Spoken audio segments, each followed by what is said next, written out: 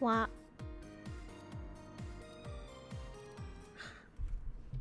Konnichiwa! Hello!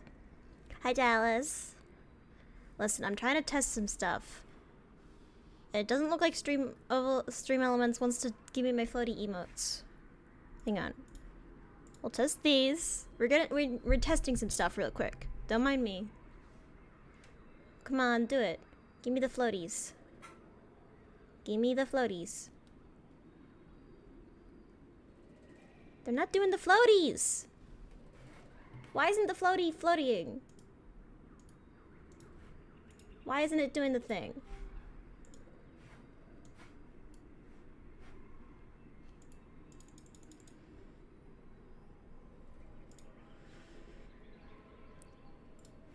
I wanted to do the thing! Come on!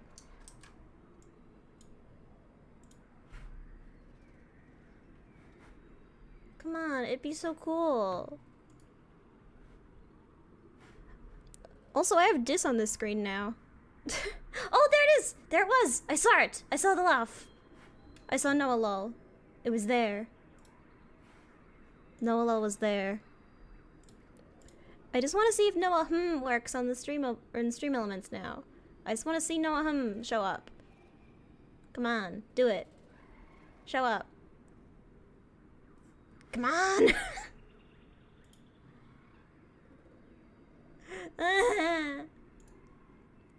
Stream Elements, why do you do this to me?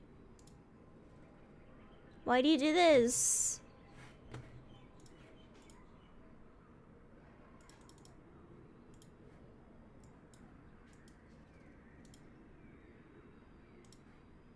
Why does it do this?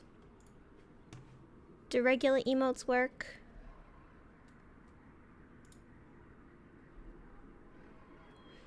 Where's... Probably run through this...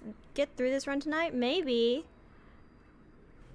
If I just do another 4-hour stream, I might. Stream Elements is being a bitch. We'll worry about it later. Also, I have to turn off the constant music because unfortunately the music is not stream safe. And I was getting some copyright claims. Nothing that affects my channel, but it was just like, hey, you can't monetize this. And I can't technically monetize most of my stuff. Can't believe I missed the end, I'm so invested. You can come back and watch the VOD, Mary. So I don't know if, listen, we'll see. It might be the last one. And if it's the last one, then the stream and title does not give across that this is the last one. But hey, Maxie said they want to play it. Maxie said they want to play it, and so I want to watch them play it. So if you want to see a blind run of that, Maxie said, like, even though I'm streaming this on a day that Maxie can watch, I think Maxie said they won't watch because they want to play it themselves and don't want spoilers. But look, I have dis in the main menu. I didn't even notice that last time.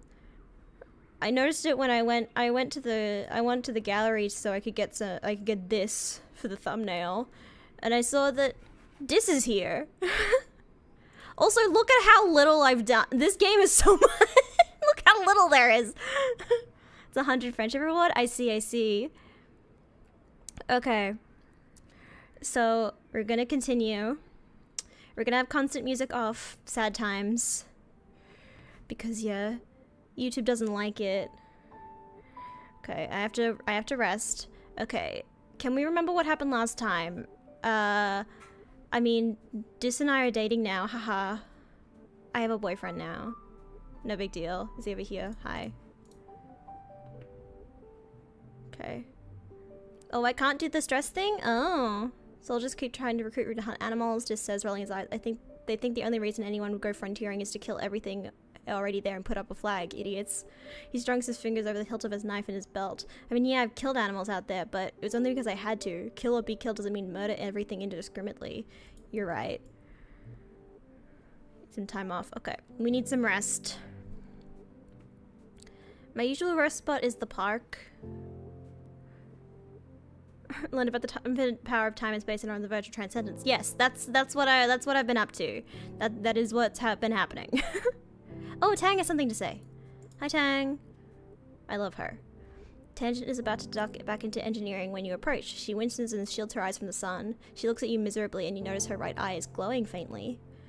It's my new hollow eye implant, Tang says. Its ghostly glow snaps in and out of existence as she blinks. I seem to be experiencing some unpleasant side effects from it, similar to that of an ocular migraine, Tang confesses. Instincts warned me that this level of visual information can be difficult for the human brain to comprehend at first. You agree to follow her into engineering and get out of the sun. Ooh? It's similar to a hollow palm, she explains, still holding her forehead and squinting, but with an infinitely large screen because it projects directly onto the oculus. It used to belong to Dr. Instance, but she passed it down to me to help me with my work.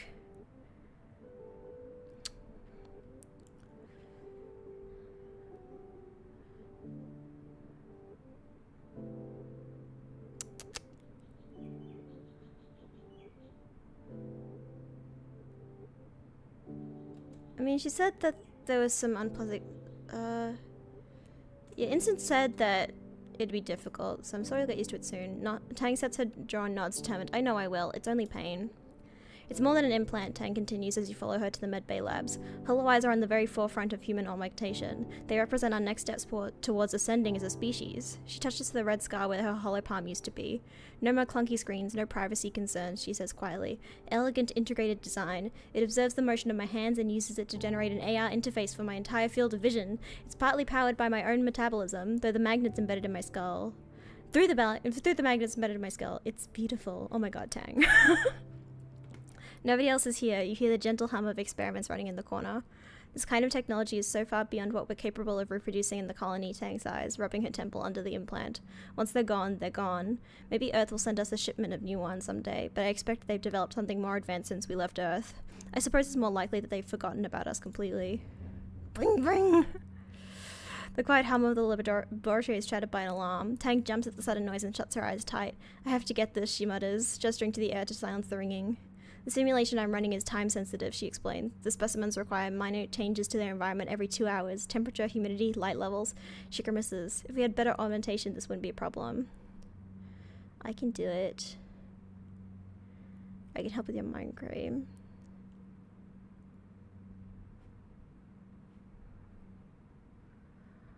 I mean, I'm in the robotics lab now. But I also want to help her with a migraine.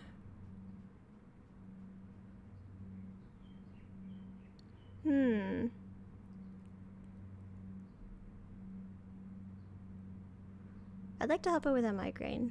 You're a medbay after all. You rummage around for a bottle of triptans and a cold towel. Tangent gradually swallows the migraine medicine and lays down on a med bed with a towel over her eyes. You shake your head. This girl needs to take better care of herself. As you apply pressure to her temple, she slowly breathes in and out. After a few minutes, the tension in her face eases.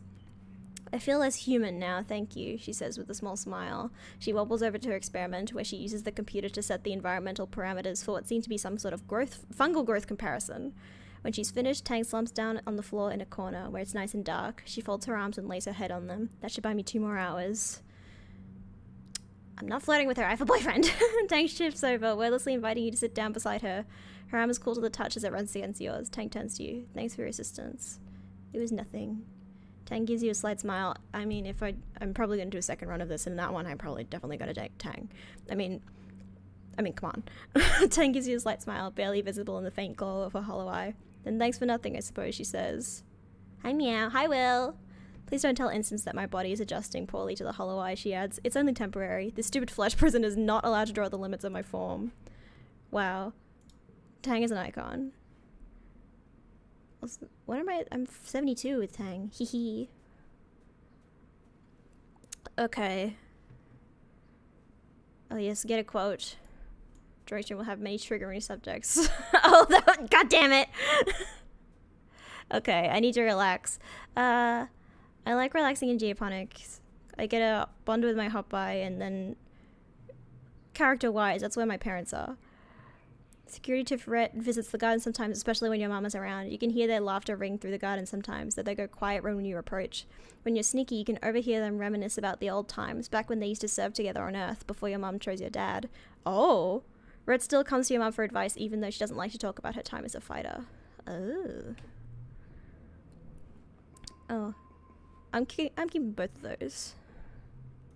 Roll out of bed at noon because you're allowed to, because it's your birthday, but also because... How old am I? I'm 18. You're exhausted. You barely slept at all last night. You've been having these nightmares since the siege, more and more every night, like they're trying to tell you something urgent. You can't make any sense of it. All the imagery is jumbled together, all these possibilities and timelines and things that might happen. Some nights you wake up in a cold sweat, a scream already in your throat. Ugh. Excuse me, I need to burp. You sit on the edge of your bed, run a hand through your hair and check your hollow palm. A few people wish you happy birthday, but that's all. You guess you're getting older. Birthdays aren't as important as they used to be. Right, and Mars wants to meet you for lunch in the lounge today. You have to practice your smile. Go meet Mars for lunch. As you enter the lounge... Surprise! Ah! Oh no, Tammy. Do your very best to play along and act surprised. Woo, streamers, balloons, great!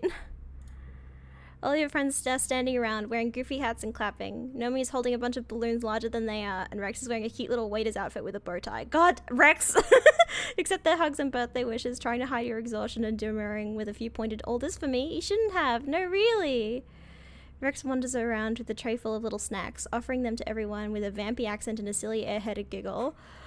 The goofball act chips away at the natural awkwardness of a surprise party. That is, the first 5 minutes after everyone shouts surprise, and soon everyone is laughing and enjoying themselves. Despite your exhaustion, you start to smile too. Your friends are so amazing, and they're all here because they care about you. Oh no. Then you get some unexpected guests. The lounge begins to fill with Helio kids, mostly the ones you don't know. The ones who usually keep to themselves and, well, don't much like you original stratospheric kids. Vase and Nem are with them, his arm draped over her shoulders. Nem! Nem gives you a little wave of acknowledgement for your birthday, which earns a weird look from Vase. Nem!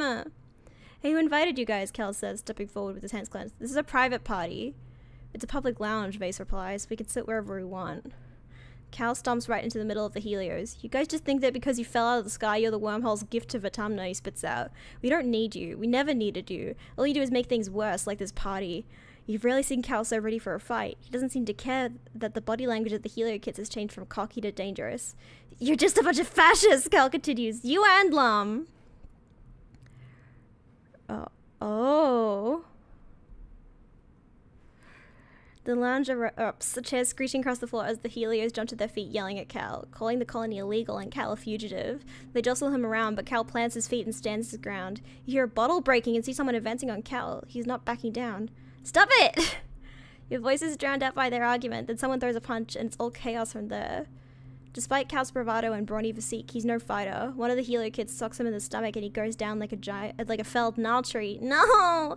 Rex throws himself between Cal and his assailants, catching a few kicks on Cal's behalf before the Helios get tired and leave, with a few parting shots at Cal's alleged romantic interactions with the Flow cows. Base doesn't get involved, but he doesn't stop them either. He's the last to leave the lounge, staring hard at Rex before smirking and turning away. Rex helps Cal to his feet. First time, huh, he says, dusting off Cal's clothes. Don't worry, they probably got it out of your system. Good on you for sticking up for yourself. Nem lingers at a distance, clearly angry at Cal but feeling bad about the fight.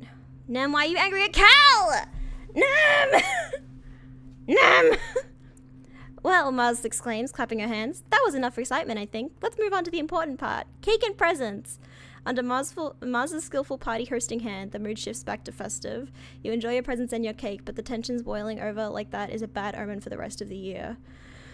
Yeesh.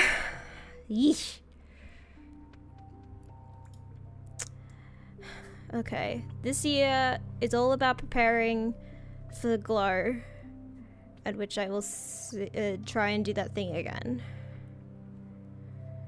I only have 18 kudos. I don't have a lot of kudos. That has not been my focus. Let's see if there are any boss events with the expeditions.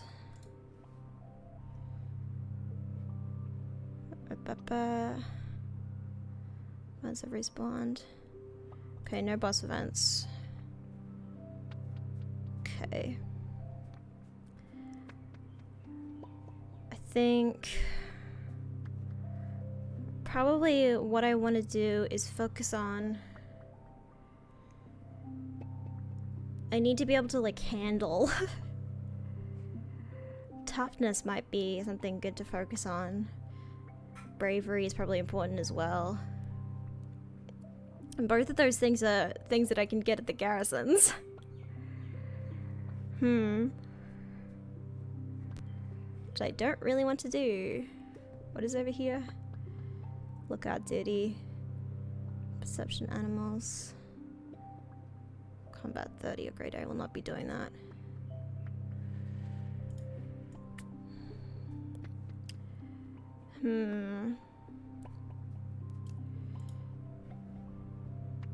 Okay. Yeah, there's these. Perception and engineering. Perception and biology. Perception animals. I mean, I'm nearly maxed out on animals. I might just do that. Max out my animals. I'm very close to getting it maxed out. Gifts of light can help with the mid-high friendship people. Yeah. Tangent. I'm gonna spend some more time with Tangent as well. So probably max out my animals and then maybe spend some time with Tangent, I think is my general idea. Not seen my brother in some time, telling me I'm certain he lives, otherwise expeditions would have raised an alarm. Myself personally, she shrugs and goes back to examining her experiments. I have no time to track him down and beg, though through penitent tears to be loved as a sister should be. If he wants to make amends, he knows where to find me. I'm not the one who's impossible to track down. Give her one of these. Don't even know what to do with that. She doesn't know what to do with it. Oh, I thought she'd like it.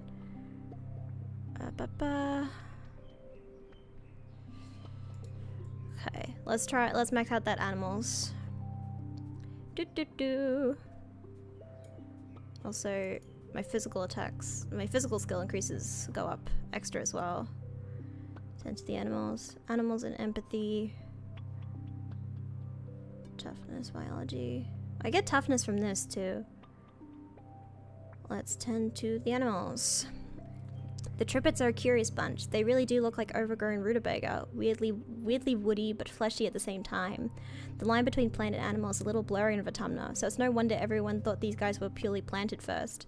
Like an anemone back on Earth, the animal, not your red-headed friend, they can pull themselves from the dirt and actually move around if they're motivated enough. You've seen it. It's super weird. They naturally lose their outer stalks, but they also don't seem to be hurt when you harvest them early. Would you even know if they were? It's an awkward question. Okay. Bonus to pairs. Ooh.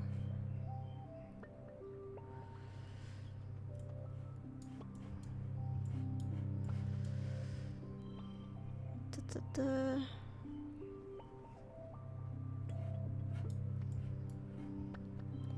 we go. Exactly 42. Worked well this month. +1 animals. And that's maxed out animals. Fantastic. The empathy is also pretty good to max out. You're browsing the colony bulletin board on your holopalm over breakfast when you notice a new post from Nomi. It seems to be a short story. The title is Xenos to the Rescue. Hoo boy. Open the story and read through it. Wow, it's actually pretty good. Nomi did a great job of grounding the unrealistic premise of talking manticores with relatable characters and a strong emotional story. Is Nomi writing fucking warrior cats? With your help for some of the finer details, Nomi's written something that truly elevates the art form. Ooh, you get the notification through your holopalm that you've received some kudos, along with a message from Nomi. Thanks for the help, Nomia. Here are your royalties. Enlightened. Okay. Get an animals perk. Grade pet cards via relaxing in the park.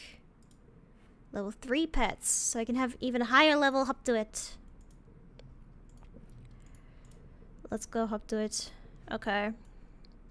Now I think it's hanging out with Tangent time. Hello, this. Do I have anything to give? Do I know if Nomi likes anything yet? They like crystal clusters. Oh, I have 16 of those. Fantastic. Nomi is sitting in front of an array of holo screens, all displaying different tutorials for various crafts and hobbies. I was thinking of learning something new, Nomi says, poking their finger into their cheek. It's not enough that I already know how to draw and write and play video games. I could learn to knit, or sculpt, or make jewelry. This is ADHD behavior. They think about this for a second. I know we can just nanoprint stuff like that, but it's nice to make stuff with your hands, right? Here you go. Wow, it makes rainbows. It's perfect. Thank you so much. Nomi is me. That's me. That's me. Oh, God. I'm not going to read the whole thing. The time's going through it. Okay. System medbay, biology and empathy. I'm maxed out on that. Engineering and creativity. Reasoning and empathy. Creativity, persuasion, engineering, reasoning, biology, reasoning. What am I have, what do I have that's boosting stuff? So plus 10, plus 15, so plus 25. So 54 minus 25 is... Okay, so I'm nearly maxed out. I'm nearly gonna get an empathy perk, so maybe I'll do that.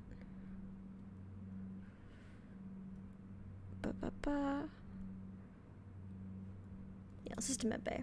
Close to the next perk. Tang flanks you down the hallway. Oh, Nomia, do you have a moment? You go out on an expedition sometimes, right? She asks. At least far more than I do, or would ever wish to. So, would you mind doing me a favor? Of course. It's a small thing, really, and I'm not gonna, and I'm to understand it's not terribly dangerous either. I simply need you to bring me some hot-eye eggs the next time you come across a nest out there. I'd asked Diz, but well, she makes an evocative, dismissive gesture. I'll keep an eye out for them. That's all I ask, Tang replies primly. They're quite common, if the reports from the foragers are to be believed. They tell me that they commonly find nests in the Valley of Vertigo. It's positively lousy with them. Alright, I have a mission. Okay. Working in medbay.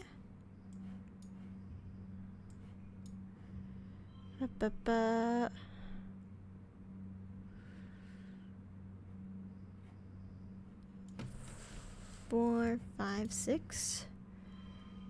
There we go. I win. Okay. 25. Okay, so I think I'm at 32, so I need one more empathy. Early pollen. Alright, let's go to the Valley of Vertigo for Tang. Oop. Meet a log. Okay. Anyone got anything to say? Mother? No. Everyone's chill over here. My boyfriend? Hello? Oh god. Everyone here is so afraid of dying that they don't even bother living, just says, fiddling with the strap on his backpack. I'm not afraid of death. I know I'll die eventually, and the thought doesn't scare me at all. I used to think that the inevitability of death... have I already read this? I feel like I've already read this. If I haven't, well, oh well. Okay, Valley of Vertigo. Valley of Vertigo is Forward in the Valley, I'm guessing, yeah. Yeah, it's that one. Valley of Vertigo. Let's go. Let's go get some stuff. For Tang. Are the Xeno eggs the hot-eye eggs, or is there an event?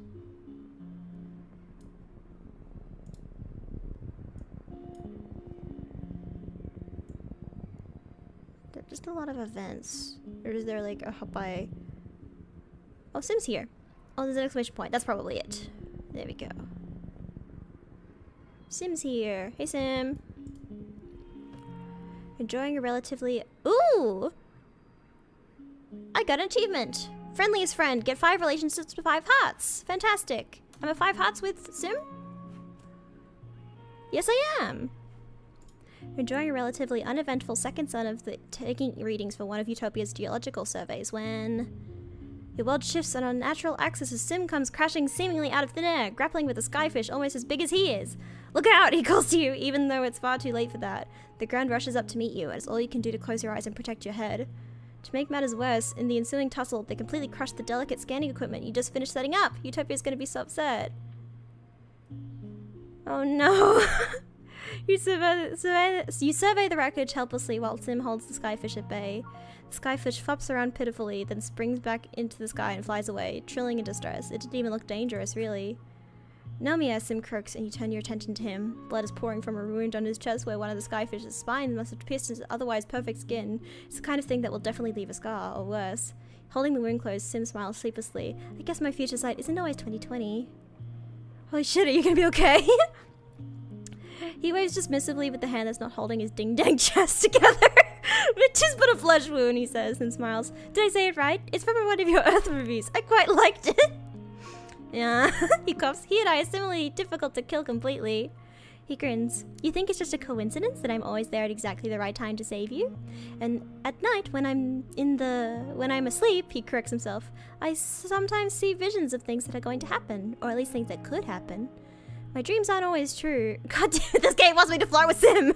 So bad! Sim says, wincing as he applies pressure to the wound. The paths branch and converge. Time is more like a web than a line, I think. But always in the center, there's you. I can see the future too. You can? Sim laughs. Well, you must not be very good at it either. You try to explain. You tell him it's like remembering, but in your dreams. Gotta go to a meeting. See you. See you, Mary! It's happened ever since you were a little kid. Like you're remembering things that haven't happened yet. You admit that some of them are pretty rough, like visions of people dying. Sim nods in agreement as you explain. Some gardeners have this ability, he says, but it takes hundreds, even thousands of years to develop. It seems like you were born with it. I can't tell you how this future sight works, Sim continues. To be honest, I don't even know. But if you're curious... He's clearly grappling with something, and not just the sluggishly bleeding wound in his chest. His voice drops. You might look for answers under the light of the wormhole in the glow, he confesses. You press him for more, but he begs you simply leave him to handle his injury in peace. Okay, this must be for Tang. You spot a hop-eye nest, and like Tangent asks you to find. There are 9 eggs inside, all packaged up in what looks like a delicate spun glass cocoon. You don't see the parents. Steal some eggs. You break a little hole in the cocoon and put 3 of the eggs in your bag. They're a little gooey, but you hope they don't break. Okay, you turn and leave. Oh, different colored hop-eye! You turn to leave and come face to face with an adult hop-eye. Understandably, it looks spittin' mad. It drums its powerful foot on the ground in warning, and 4 more pop out of the undergrowth and start hissing at you. You should have known these sociable little creatures raise their young communally. Animal psychology. Kill one of them? No! Animal psychology. You've learned from the holopedia that 2 different sets of eyes on a hop-eye have different purposes. The large bulging eyes on top are hardwired for perceiving danger, but the small forward-facing ones are more concerned with finding food. If you're not food and you're not danger, you throw yourself onto your belly and wriggle away while the hop-eyes stare at you curiously. When you're a safe distance away, they return to pricking at their violated nest in confusion. What? Okay, I'll look around for more collectibles, but I don't want to max out my stress too much. Actually, I need to rest in the park anyway. Oh, whoops. I thought that was just a regular collectible. You come out of the trees into a large grassy clearing. In the middle as well, you can only describe it as a pedestal. Oh, I've seen this one and I left it. I'll take it this time. Put 1 foot up on the pedestal to brace yourself. This thing is huge. However, as you do, the pedestals start moving and it starts growling. Its flowering appendages unfurl to reveal the face of a manticore! It narrows its feline eyes at you and rumbles in warning as it stands to its full, terrifying height. You figured out where the egg came from. With your arms full of egg, you can't really fight. Your choices are limited. Easy. Hard. Okay. Keep egg and run. Keep egg and run. I could do... Oh, but then that. Okay. Let's do this. Okay.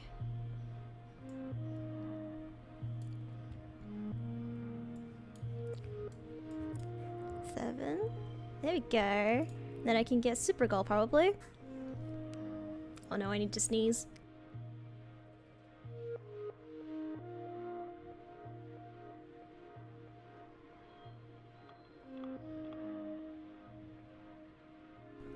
That sneeze took so fucking long to come out. Jesus Christ.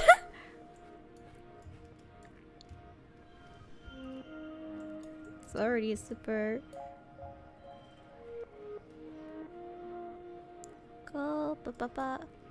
Just get a ton. Just get a really high score. -1. +1 toughness. Ba ba ba.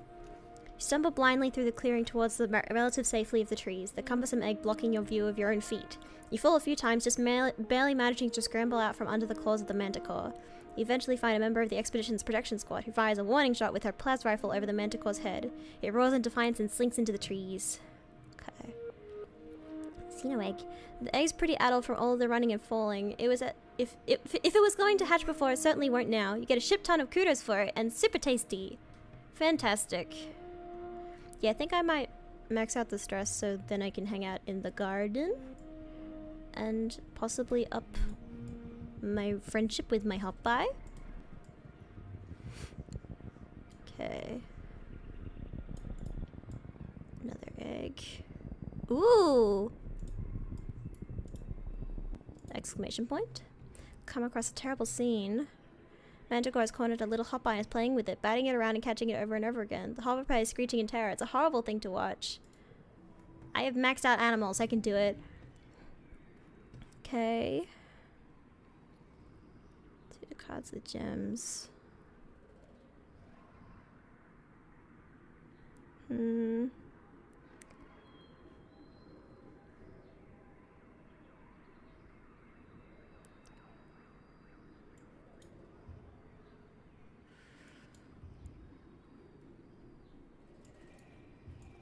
What's the card gets +2? Oh yeah, and then I could do this.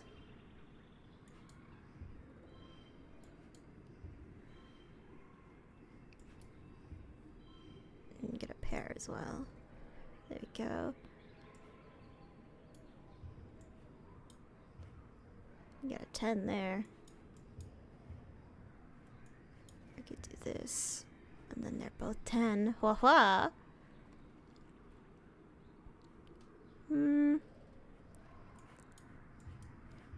That's a pair as well.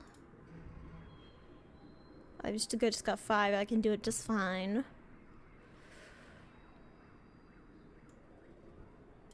I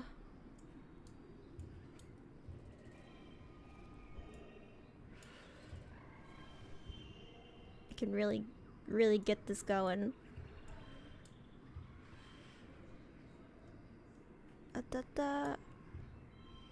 Fantastic. Victorious. Ooh, +1 bravery. You quietly come up into a tree first. Manticores can't climb trees. You're pretty sure you remember hearing that. You'll try to scare away the attacker by hooting and throwing rocks. You put on your scary face and try to frighten it away. The manticore is so annoyed by your throwing rocks and making a ruckus that it turns its attention to you. It roars in anger, shivers of fear run up your spine. That's definitely a better scary face than yours. The hopeye who had been playing dead suddenly leaps to its feet and bounds off into the jungle. The manticore is now very angry with you. It rears up and digs its claws into your tree. You hold on for dear life as the tree shakes. It roars and wrestles its mane at you, pacing back and forth under the tree. It sniffs around where the hopeye had been, grunts one last time in frustration and wanders off into the jungle. You stay in that tree for another full hour before you dare to come down. Scary, but you saved that little hopeye's life. Yes, okay. Now my stress is done. And I can hang out in the park. Social and biology, I was maxed out in those already. Okay. Mid pollen. Do I have stuff to give my besties? I have yellow flowers to give Tang, my best friend. My good friend Tang. Flexes it a few times. Tang doesn't notice you approach, absorbed and staring at her hand. She flexes it a few times and touches her thumb to each fingertip. When she notices you, she looks surprised for a moment before her expression smooths over again. The body's a remarkable machine, she says. So weak as a child, then so strong in its prime, then ravaged by its own imperfect biology until a little crumbles around us. And yet, somehow we made it to the stars. And then here, she closes her fist. Imagine what we could do if not burdened by our physical forms. Tang, you want to be a robot so bad, and I respect that. Oh my god. Hope you find it useful. God damn it. Alright, let's hang out in the park. Okay,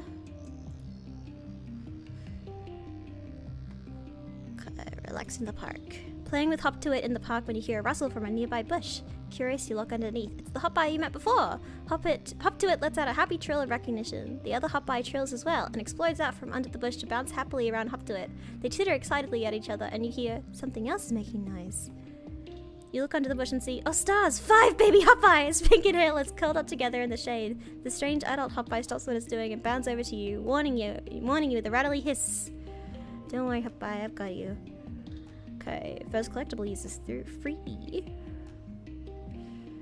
Okay. Do this. Oh, it's 72, damn. Okay.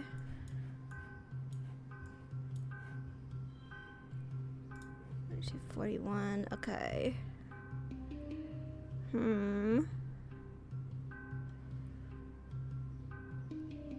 26.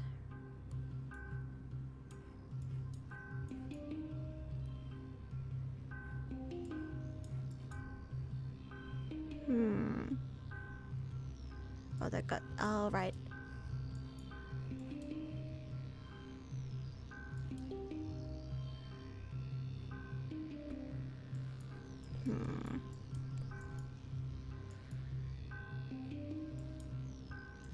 Can really get something with this.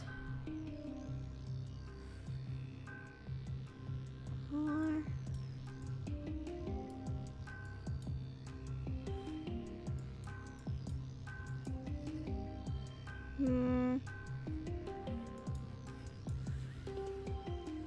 that's 33, that's 31, okay.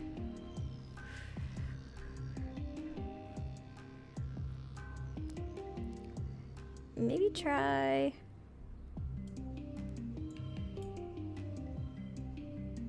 Okay, I need 4 more.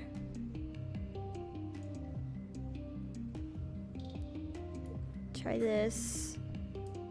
Try that.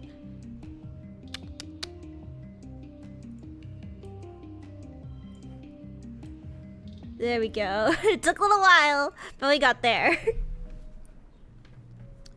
It took some collectibles, but that's fine. Ooh! Managed to calm down the hotbar using tricks you've learned from training hot to it. They cautiously allow you to pet them, their giant frog eyes blinking out of sync. Hotbar 3! You spend some time gazing in awe at the little hotbar nest. They're so small and helpless. No wonder the hotbar wanted to protect them. Okay, do I want to forget? I think this one's not that useful to me. I'm not forgetting the candy. I know the cotton candy's not useful, but that's reminded me of Tammy. You find Tangent Engineering and set down a bag of squelchy, goopy hot-buy eggs. Her eyes go wide. You found them, she exclaims. That's wonderful. I was beginning to think you'd forgotten all about my request. She reaches for the eggs that stops. Wait, what does that sound? Are they... They are! You hear a wet cracking sound coming from the bag. You're about to witness the miracle of life, Vtuber style. What do? Analyze the process. You pull out your hollow palm and prepare to take notes. Why miss this opportunity? You and Tang watch in wonder as the gel-like shell of the largest hot-buy egg splits like a ripe melon in the sun, spilling out a tiny squirming pink baby in a small puddle of amniotic fluid. You watch the last 2 eggs intently, but through the clear eggshells you can't see any movement inside at all. Not even a heartbeat. It's okay, Tang says. We only need 1. The tiny hot-buy is on its feet. Well, foot within minutes, taking cautious little hops on the sleek surface of the lab bench.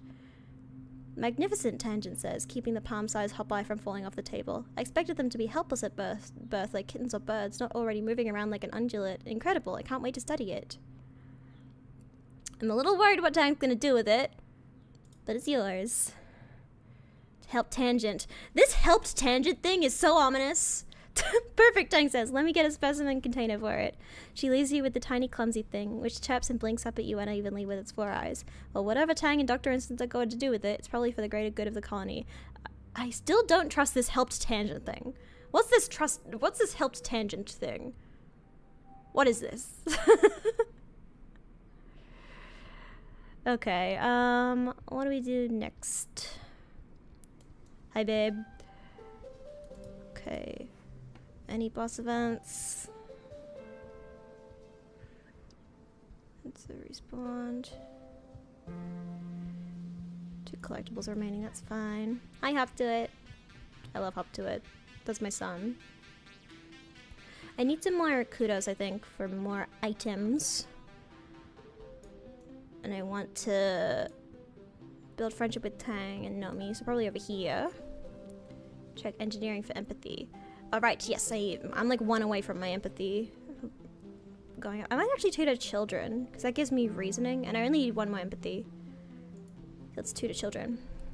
Oh, look at Nougat all grown up! Oh, Nougat, so cute!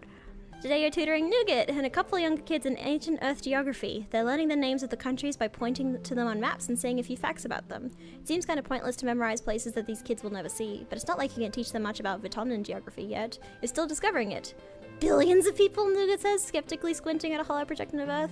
How'd they fit everybody into one little planet, with all the trees and animals and stuff? Was it all like one big colony? Will I make it sound idyllic? No, I'm gonna tell it's that truth. Yeah, it's nice to live in ignorance, but Nougat's gonna learn the truth just like you did in humanities class. You tell her life on Earth was brutal and hard. Humanity destroyed the environment and fought over what was left. There were no trees or animals left, not as many as there should have been anyway. Most people were poor, hungry, and sick, and the ones who weren't kept all the nice things for themselves. At least your parents were lucky to escape on the stratospheric, and you were lucky to be born on it. You're all lucky to be here now. No matter what, at least Vitamina isn't Earth. Except for those bitches who were trying to make it! Nougat looks bewildered. She doesn't really watch Hollyvids, only the cheerful ones for kids that don't address Earth's decline, so she had no idea. But they still had really, really tall buildings, right? To fit all the people, she asks. You sigh and tell her that they did, and she nods in satisfaction and goes back to her schoolwork. Nougat's so cute. I love Nougat. She's perfect. Okay, tutoring. Okay.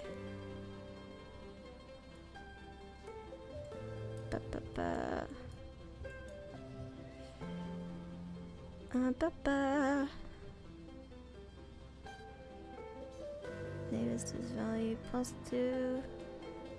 Ooh, wait. That sets the both to 5. Haha! I win. Empathy. Fantastic. Is that an empathy? Yes, that's an empathy buff. Now I've got perks and everything except combat, which I am not focusing on. Okay, what I get? Early dust. What I get? New perk. Spa? Pay to remove cards in the quarter spa. Oh!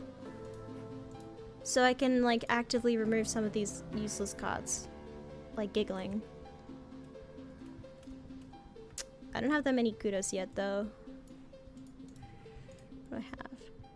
I have lots of flowers and I think gifts are seasonal. Okay. Nomi's typing away at the hollow palm, their tongue sticking out between their teeth. Sorry, gotta get one more line of code down, they mutter.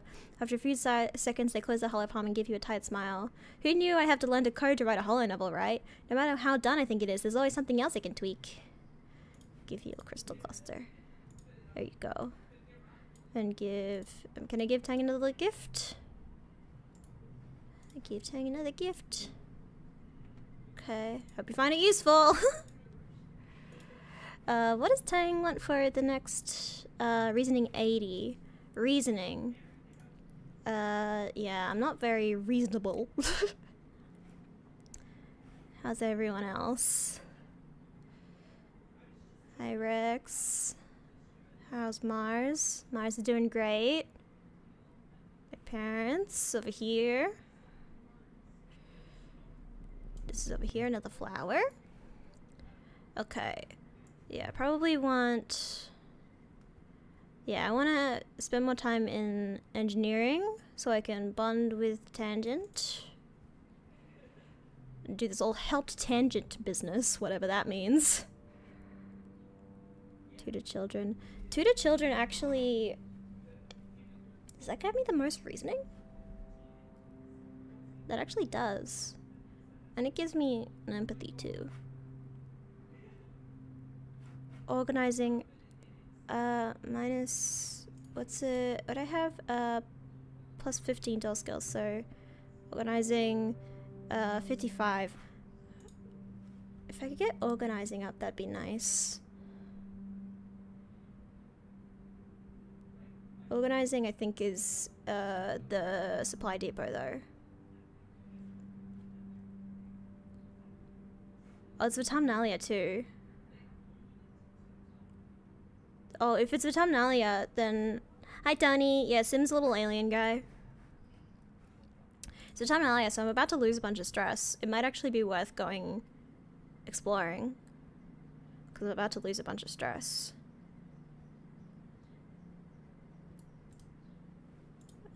Which is there one that... Bravery, perception animals, perception biology, engineering. Yeah, engineering is probably useful. All the Vitaminalia gains are off now. Do I still lose the... Do I still reduce stress from just, like, the events in general? Because, yeah, there are no games, but do I still lose the stress? Don't remember. I'm gonna do this anyway. I want to get my engineering up. And go see Sim too.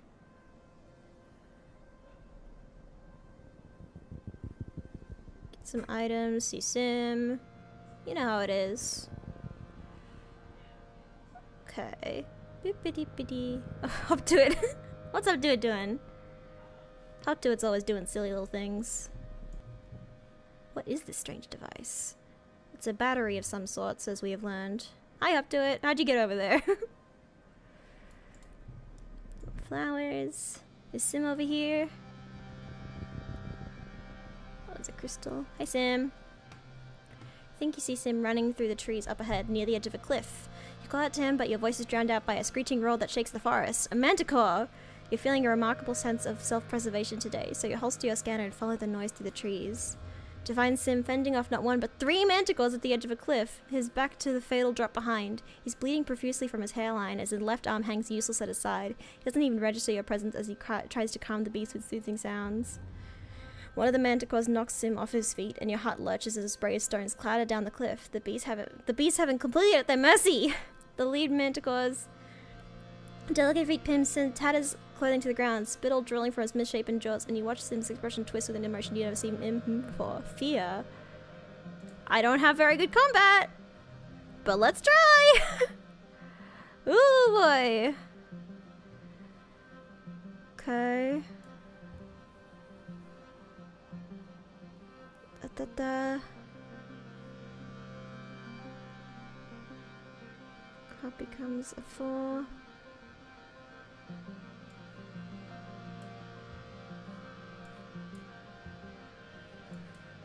$19, 24. Came a 5. Okay. Next round. Okay.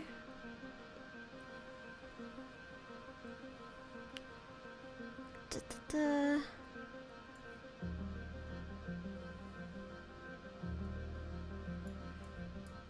Me. Okay.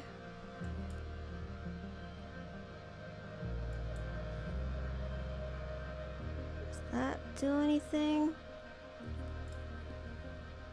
It's gonna be tricky. Okay. That's extra. Okay.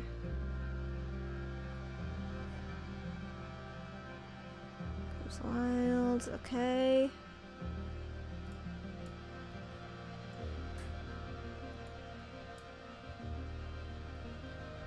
Okay.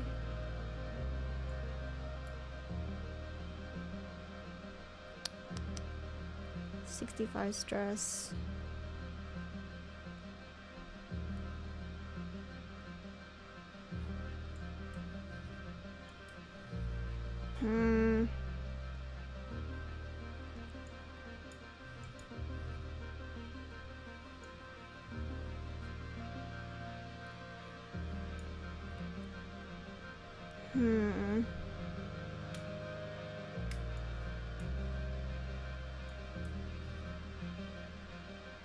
That's 39.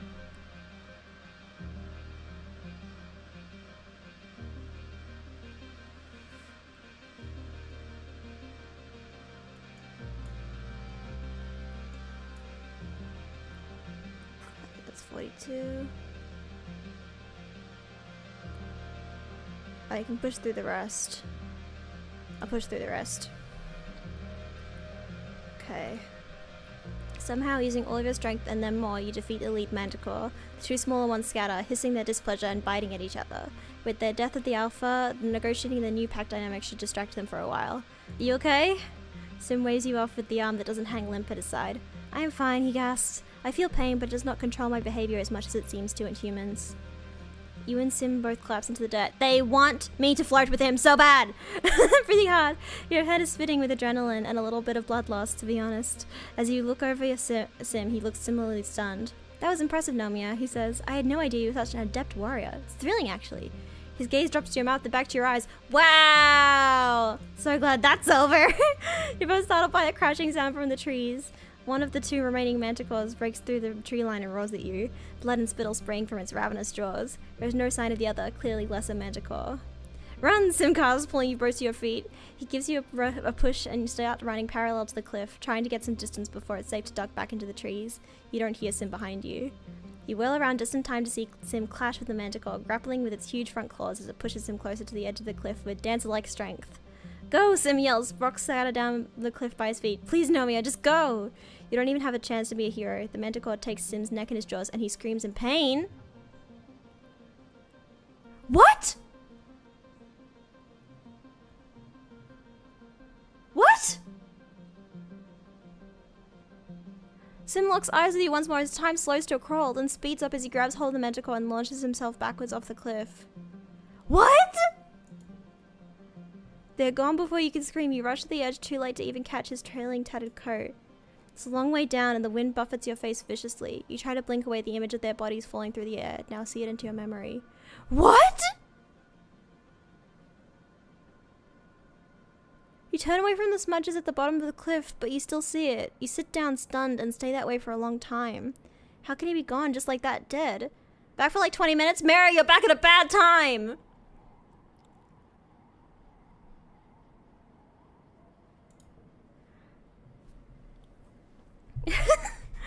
There won't be any funeral for him. The alien who would be human. It's not like you can bring his remains home to be properly recycled. It's a small comfort that at least out here it won't be long until nature takes its course. Sim would have probably wanted that, you think. With a heavy heart, you return to the transport station. You just want to go home. What?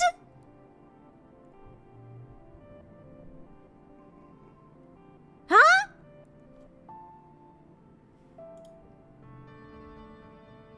Now this, I have to deal with this guy? Fuck this guy! This year, Governor Lum's ascension to the Vtuber stage is heralded by an entire military band. The instrument is shiny and nano-printed new. They march out of command in formation, splitting and forming a phalanx at the foot of the stage as Lum takes his place before you. Spotlights turn on with heavy ka-chunk noises, illuminating Lum in a halo of floating dust particles. He spreads his arms wide. Hello, Vtuber, his voice booms over the speakers. Are we winning or what? The reaction is mixed. You look around. It's easy to see the ones cheering the loudest are the Helios and the people who fully adopted their mentality, like Nem. Nem! The status are more reserved, some even silent. Security Chief Ref is one of them, his usual stony expression hiding his true feelings. Regardless, there's enough cheering that Lum has to wait for it to die down before he continues. We're killing it out there, people, he exclaims. Every day we claw a little more territory from the savage aliens of this planet. A potato pod arcs through the air and lands with a broken splort at Lum's feet, splattering him with juice. You don't see you through it, but the faction from Geoponics is looking restless. They begin to jeer and stomp their feet. Lum continues on, raising his fist. Those Xenos attacked us first, and now they're learning. Don't mess with humankind. The crowd is now evenly split between cheering and booing. The Stratos are agitated, and you hear calls for things to return how they were, and how Lum and his soldiers are killing the planet. Even the council, lined up before the stage and facing the crowd, looks conflicted. We left Earth to get away from this shit, your dad shouts, and you turn to look at him in surprise. He rarely swears. Now look at us, we're right back where we started, fighting each other and the planet. We brought it with us. Utopia hops on the stage and routes her and hears speak through the speakers. He's lying, she yells bitterly. This year we lost 2 surveyors in the swamps, Sorrel and Quinny. They'd be alive today if Lum hadn't sent him to clear out a manticore den for no good reason. She jams her fingers against the governor's chest. The only threat to our colony here is you. Lum's smile doesn't change, but his eyes go cold. He snatches Utopia's hand and calmly, slowly crushes her hollow palm crystal with his thumb. You can hear the crunch of the bones of her hand before her feed cuts out. Utopia yelps as her knees buckle with pain, her bravado gone. She holds her broken hand to her chest and is too shocked to resist when Lum shoves her off stage. The crowd is stunned into silence as well. Lum clears his throat and approaches the end of the stage, looming tall over the council. Thank you for your input, he says icily. Your concerns have been noted. This isn't the buffoon Lum presents on his daily holo vlogs or the nuisance he is when he visits a worksite.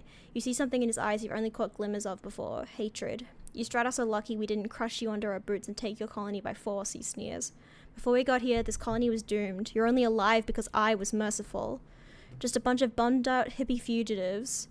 What was your plan for surviving out here? Wishful thinking? Singing songs and talking to animals? Laughter ripples through the Helios.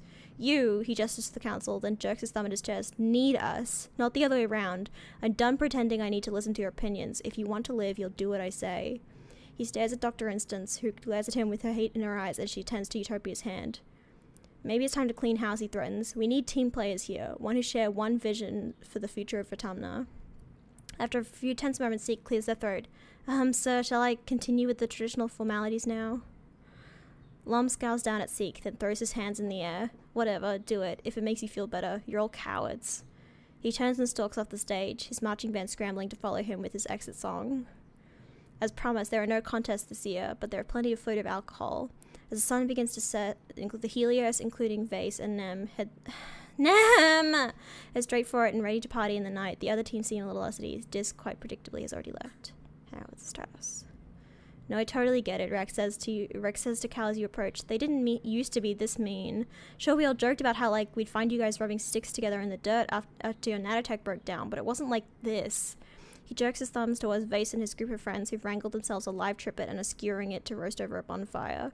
You can hear its dying squeals from here, and as night falls, smell the sweet charred scent of its cooking. No, they've kind of always been like this, Nomi shakes their head. Like total human supremacists. See something you don't understand? Nomi makes laser guns with their fingers. Pew pew, all gone. Want something someone else has? Pew pew, all yours.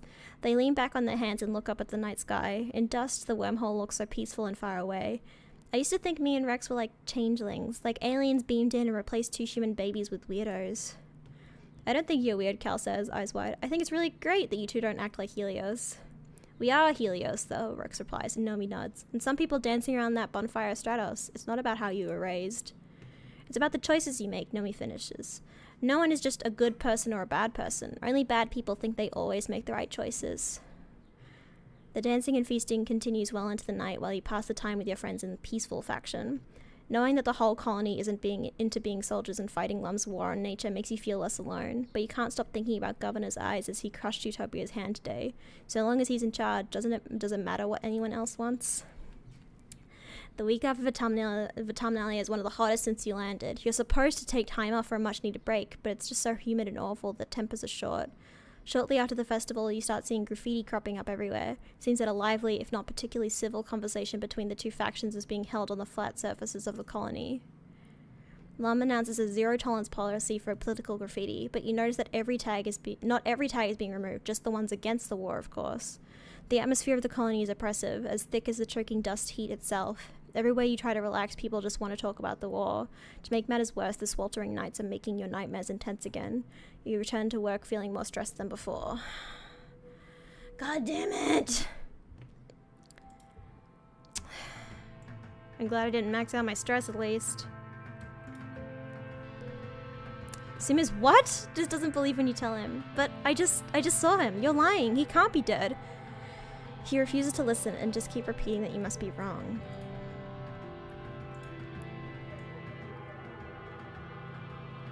I feel like he can't be. I kind of want to go out again to see if I can look for him. He's an alien. Aliens do weird things. Nomi is in their usual spot in the lounge, surrounded by the steadily growing collection of body pillows and stuffed animals. They're curled up with their arms around a giant plushy creature and seem to be scrolling listlessly through the movies available in the Colony Media Archive. Find anything good? No, Nomi's eyes tipping over onto their side. Not since I finished all of Maidstocker Ares. I can't believe it ended on a cliffhanger. I didn't know the stratosphere had left Earth before the series finished airing, Nomi whined. Every episode is over the two-parter season finale. They bury their face against the plushie. No, we'll never know how it ends. They snivel. It's not fair that we'll never have any new shows to watch. This isn't about the show, is it? Nomi wipes their eyes and heaves a big sigh. Yeah, they say, not being right. I guess that's kind of true. It just reminds me that, they pick at a thread of their plushie. You know, they continue quietly, that, everything ends, and sometimes it's a lot sooner than you expected. When I got here, I remember looking at your huge media library and thinking, wow, Galactic, I'm never gonna run out of things to watch. It felt like the whole world was still ahead of me, ready to be discovered. A new planet, a new people, a new life. Nomi digs their fingers into their plushie. Now it feels like everything's just on fire all the time, and everyone's always on my case about how I need to grow up. What's so bad about being innocent? Why does everything have to be so grim all the time? They wipe their eyes again angrily. And I don't get any more episodes of this stupid show I like. It's not fair. I get that. It's hard. Nomi nods, their chin wobbling as they try to keep it together. Yeah, they say, tipping their head to the ceiling and trying to put on a brave smile. Thanks for getting it, Nomia. I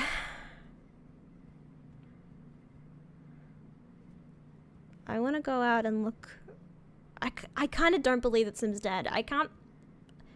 I feel like that's what the game wants me to be like. The game wants me to be like, you can't be dead. I'm gonna also save, I think.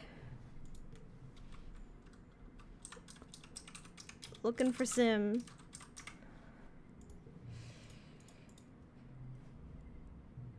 Survey the ridge.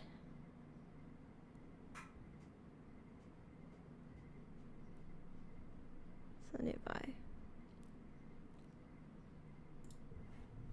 That's where we were.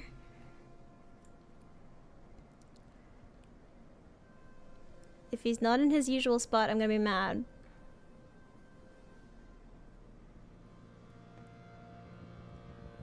This is what the game wants from me. The game wants me to go back to where he was and hope that he's there. That's what the game wants from me.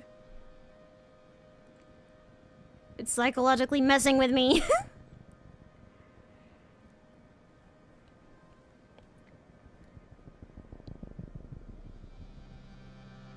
He's not here. Oh boy.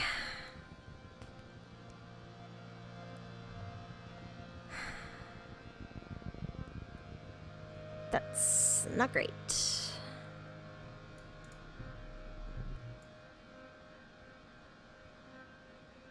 Yeah, and I'm in mourning.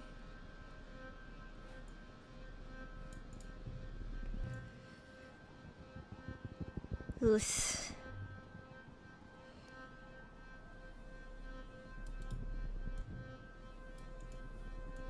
Going to look at the pyramid area. See if there's anything happening over there. Here. No, there's nothing happening over there.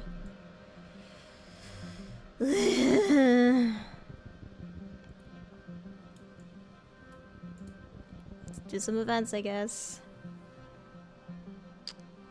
I've done this one before. Ooh, gargantuan. Okay, I haven't done this one before. Climb up on his back. The creature's moving more slowly than enough for you to climb up, using its large soft spikes as handholds. It's going to take hours to get anywhere interesting, but from up on his back you can see further. Also, there are other creatures up here. You climbed up right next to a cluster of dwarves moths, head tucked under their wings like they're sleeping. And in the other direction there's even a bush bub. Rather, it looks like a pile of rocks and some twigs.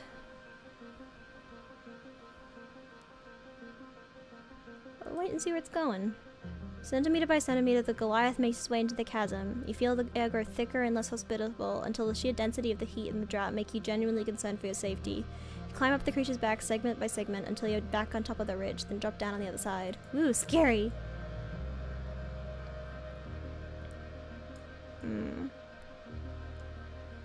Spent a lot of time down here, so I'm assuming I've done a lot of the events around here. I'm not doing great. Are we real, guys? I think Sim's dead. If he's not dead, then he did a damn good job of convincing me that he is. Oh, come across the same peaceful rock again and feel your troubles melt away. Dis is sunning himself here as well, barely looking up as you haul yourself onto the flat surface. There's no harm in taking a little break too. You lie on the rock beside Dis, letting the strange magic fill you with an incredible sense of peace, love, and unity with the universe. At least I got to lie next to my boyfriend for a bit. Flies here are awful. They come out of the heat and day and buzz around you incessantly. They don't bite, but they do seem to want something from you. Maybe the water or your salt from your sweat. You hope they aren't laying eggs. Dis calls the most annoying ones the rod flies because they're long like they're like long flexible sticks with a bunch of wings. They swarm in clouds around your face, no matter how hard you try to shoo them away. He says they remind him of Mars. There are other ones too, like the ones that are just a big eyeball with a couple pairs of little wings. They make a loud buzzing sound and are always just out of reach when you try to swat them away. Today your personal nemesis is one of these eye flies. There was a whole bunch of them earlier, but only one has persisted. It's been following you, staring at you all morning. You and Dis have been batting at it for an hour, but it's a fast dodger. Dis has finally given up and just plods forward. It even lands on his head, but he doesn't care. I'm fucking perceptive as hell. I can do a perception challenge. Watch this. 69, just what the swat the fly? Wow.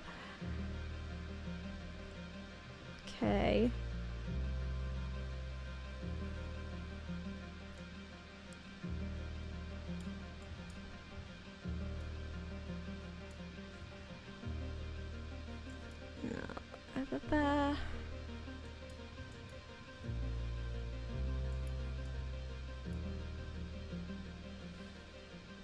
Kind of want to redraw. Yeah, it's better. Da-da. Oh, da-da. 26, 22, okay. Okay. Do this. 25.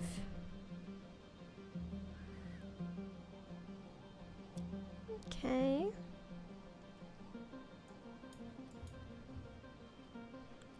Do this. Ba-ba. There we go. Super goal even. Swat the fly like crazy. The eye fly is like the size of a human eyeball and made of concentric rings of rainbow hues. Black, yellow, green, blue, and purple. You find yourself staring right back at it. You wonder if the rings have something to do with their light refraction. You let it land on your arm. Then you strike. Haha, got it. Squashed.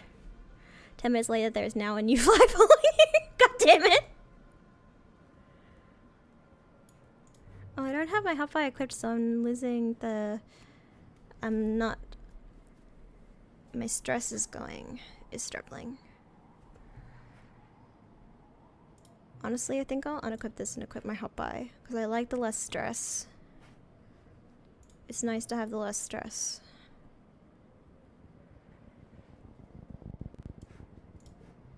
Some medallion? Yeah, maybe actually. Yeah, it's probably good to have more bravery, especially.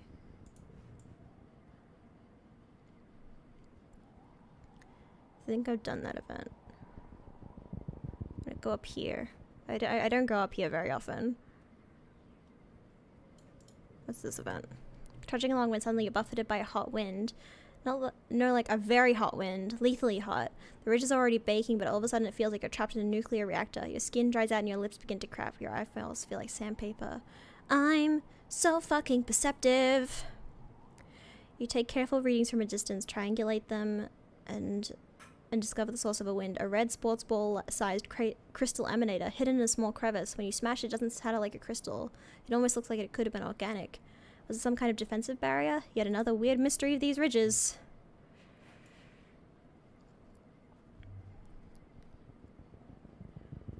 Okay. A strange heat haze shimmer across the path ahead. Oddly, it doesn't clear up as you get closer. The mirage effect is very strong. The refracted air makes it look like there's a pool of water on the ground and plants waving around it, but something is just off about the illusion. You can't put your finger on why. Da-da-da. This. Do this. Okay. Just 16 left.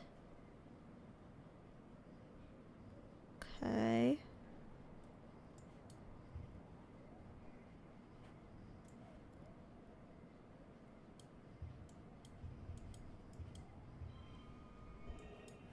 Do this.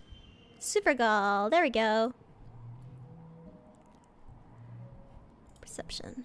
Faster you move, the faster the mirage disperses. You approach cautiously. As you do, you realize what is wrong about the mirage. It's impossible. The plants on the other side of the haze are different, not just wibbly-wobbly from the layers of air, but smaller, younger, and morning there, not evening.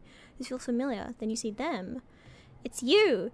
You're yelling, "Hey you!" and waving your arms and jumping up and down. That's what happened! That's what I did last time! I remember! I did that! I yelled, "Hey you!" and waved my arms. I remember that! The mirage breaks up and fades away before you can do anything but stare. That was really you from before. Weird. I remember that. I remember that. This game is cool. Shut up. This game's cool. Yeah.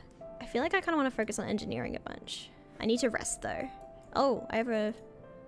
Hello, Rex. Spot Rex carrying supplies and big pieces of wood onto a huge topped up section at the end of the lounge. He waves at you, well as much as a wave as he can do with his arms full of mushwood. "Hey, Nomia," he calls out to you. "Have you come to see the bar?" You give him a questioning look. The bar? You don't know Rex super well, but you never heard anything about a bar. He gestures to Tarps. My bar, he says. I've been working on a special project ever since I joined the construction crew. The colony needed a place to cut loose, you dig? He looks up at it, beaming with pride. I think it's about halfway done. Hang on, how old is Rex? Rex is 19. He's a year older than me. Perhaps a little too big. Ambitious, maybe, for a first solo construction project. But Rex has had a lot of help from his crew and from the whole colony. He'd have to be able to find enough wood. I'm sure it'll be great. Rex comes over to you and slings you into a one-armed hug. Just seeing you makes me super energized, he says. I can almost hear the music now. That's right, the bar's gonna have live music. You know anyone who plays an instrument? I'm gonna work double time to finish this place. If you want to help, bring me all the mushwood you can find. I don't have any mushwood on me right now. Mars? Anything up with Mars? No, not right now. I might rest. I don't want to be near the barracks. I won't rest over there. I might just rest in my room at home.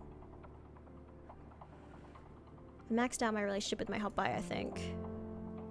With Hop to It. I love Hop to It. I don't know how you, my chat, feels about the name Hop to It, but I think it's the cutest name I could have possibly given it. I think it's adorable. Dis is still in mourning. I think Dis is in mourning too. Dis has the same status that I do. Yeah, let's relax in here. Friendship with Rex. Sure. Forget. No, this is good. Both of these are good. Late dust. Okay. Early wet. Okie dokie. Yeah, engineering seems to be important because I get engineering from the place. What is it? The ridge. The ridges. Which makes me feel like engineering is an important skill to have. I'm not in mourning anymore though, so... Oh, Dis. This evening when Dis isn't in his quarters or his usual spot near the expedition vehicles, you have a sixth sense of where to find him. His old secret hideout in the big drainage pipe under the wall, where he still goes sometimes when he needs to escape and be alone. Sure enough, there he is at the entrance of the pipe, but something's wrong. He's fiddling with the package furtively. His head jerks up as you approach and he clusters it to his chest. You can barely believe your eyes, but you know a bomb when you see one! What are you doing?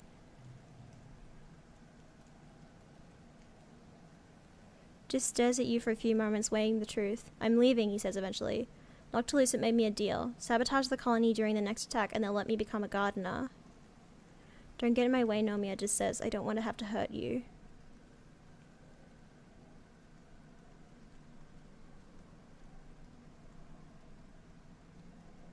I don't have high enough rebellion!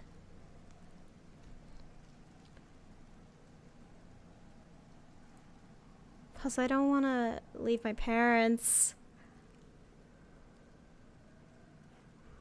Empathy challenge hard.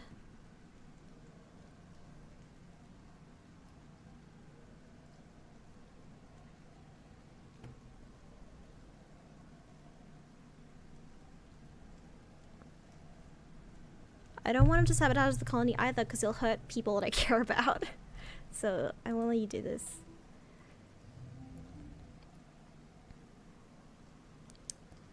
Okay.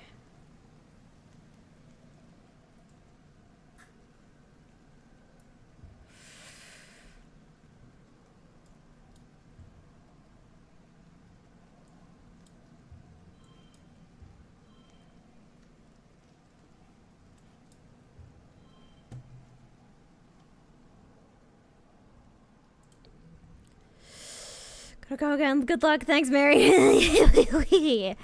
Okay.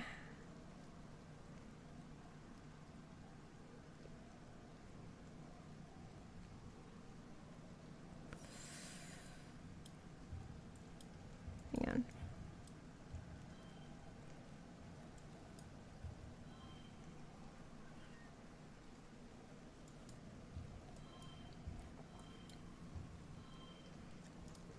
Need 34. Okay, and I have the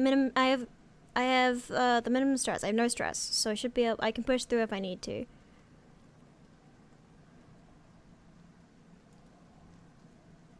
Oh, and I can actually...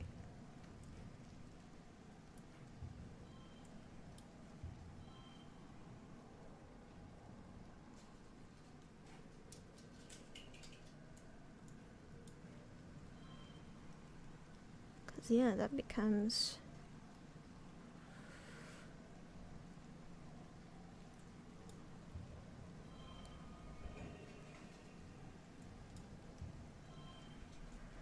Okay. I can do it. Ditch clusters the explosives to his chest tightly and lets out one shuddering sigh. Okay, he says finally. Okay, I just... He shakes his head and hands it over to you. Hands it over to you. Take it, he says, before I change my mind. You dispose of the deadly package and thank all the gods from all the religions you can name that you were here tonight to stop this. This...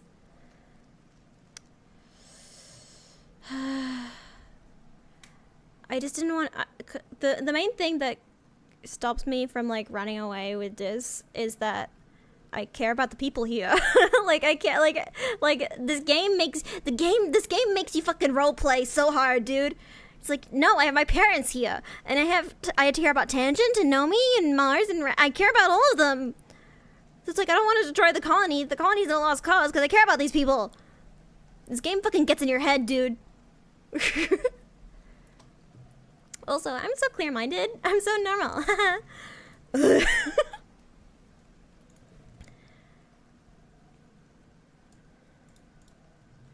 Okay. Have something for you. Have this. Hope you find it useful. I'm still not flirting with Tang. 80 with Tangent. Where am I with Nomi? I'm at 30. It's just fully dead. What the fuck? Oh! Spot Tang heading behind the engineering wing and follow, only to find she's disappeared. Then you look up and see an access ladder leading to a maintenance platform by the engine turbines, long silent and starting to rust. Oh!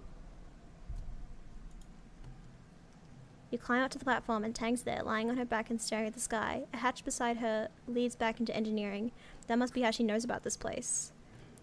She doesn't acknowledge you until you're almost standing over her, your shadow fighting the overcast light. She blinks with the sluggishness of someone who's only just remembered its necessity and licks her lips before she speaks. Do they need me in there? Tang is so pretty. Right? Tang is too hot. She's too hot. She can't do this. She can't do this to me. Why is she like this? Look at her. Why is she like this? Wait, she's still 17? Damn it.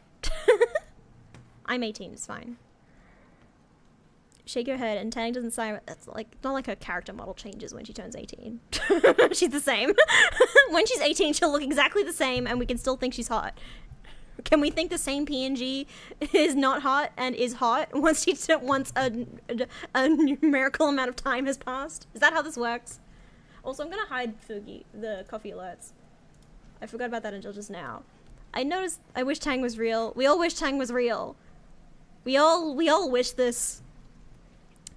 You shake your head and Tang doesn't sigh in relief exactly, though her eyes slip closed again. Good, she murmurs. It's all too much right now. I thought... Her mouth twitches. I don't know what I thought. I don't know what I'm doing up here. What's going on, Tangent? Tang huffs a small smile and folds her hands over her stomach. You know, I think I'm maybe burned out or depressed.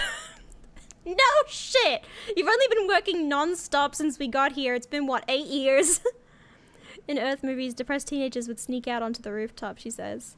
I confess, I don't think I see the appeal. Maybe it would be better if I had alcohol or cigarettes. She shakes her head. Blanking out your mind with substances is what my mom used to do, not me. I'm not flirting with Tang. I'm in a relationship with her brother. It's weird. Wanna talk about it? Tang smiles, self-effacing. I don't know what that word means. Self-effacing? It doesn't look at you. I don't think so, she says. Maybe. Will you sit with me? You lie down beside Tang and watch the gentle revolution of the sky for a few minutes. You feel the caginess seep out of Tang as you lie there in silence, until finally she speaks. Do you ever think about humanity? She asks slowly. Humans are such glorious, beautiful, utterly self-destructive thing, she continues. They only ever create by destroying, and in turn they hasten their own demise. Tang finally looks at you, her hollow eye lighting up her cheekbones. She looks gaunt. It was the belief in human supremacy and unchecked innovation that doomed humankind on Earth. I can't stop looking at Tang's face, I'm so sorry. Listen to Eddie, we're all obsessed with Tang. Unfortunately, I have a boyfriend and it's her brother, so we can't flirt with her on this route. But you can go buy this game yourself and flirt with Tang all you wish. You should. It's a good game. Like, all the art is great. The art is all credited in the game. Look, you can see exactly who drew everything. It's great. And it's queer. Tang's trans. Eddie, did you... I don't know how many streams you've caught of this, Eddie, but Tang is trans. Did you know that? She's a trans woman. We love her. Listen, every time it's like, oh my god, a character I love. She's so cool. And then I find out she's trans, and I'm like, she's the best character ever written. Doesn't it seem we're going down the same path here on Vitamna? I believe we can do better here. What? -1? Definitely found that about now. Just checking this out since I'm trans myself. We'd love to see it, Eddie. This is a trans space for trans people. -1 help tangent. What is the helped tangent? I don't know what the helped tangent is. What does that mean? Tang takes a deep breath and lets it all out. I think so too. I just don't know. I don't know if any of us do. We're only human. Sometimes I wonder, she continues, then pauses. Sometimes I wonder why we even sent humans to explore space. No, and I may say again, no. Oh, there it is! Why is it up there? Stream elements? Hey, stream elements, why are you up there? Wait, hang on. Why is stream elements up there? Why is it like that?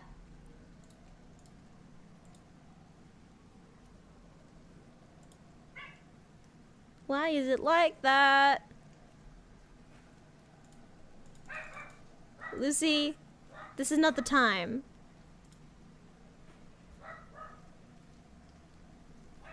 Oh, there's a delivery. There's a delivery. Why are the floating emotes up there? Why is it like that? Is it gonna do it again? I swear to God, stream elements, why are you being so weird today? Also, why was that pug? Why was it the Noah pug? That's not... I didn't click that one. What's going on here?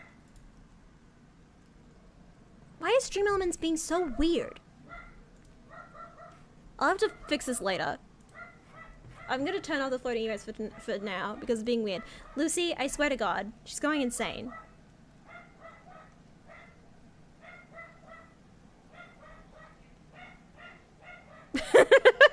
This is my life. This is how I live. Okay.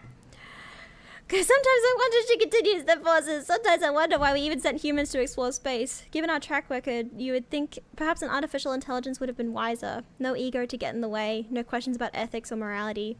After all, we learned in Earth history that when human colonists traveled from Europe to the Americas, they nearly killed everyone who already lived there because they spread disease. They did the same in Australia. Tang looks at her hands. I just can't help but wonder if we're doing the right thing. The hatch to the laboratory clangs open and Tang jumps. There you are, Instant says, just her head and shoulders visible through the hatch. Have you finished recalibrating the strand sequencer yet? Tang scrambles to her feet and brushes off the seat of her pants. No, not yet, she says. I was waiting on the results from BH4316 and... Instant clicks her tongue against her teeth and raises a hand to interrupt Tang. They're ready, she says. I need that sequencer ready for the G4100 samples. Lucy, I swear to God! Her eyes flick to you. If you're done, she adds icily. Yes, ma'am, Tang says, cowed and slides into the hatch after instance.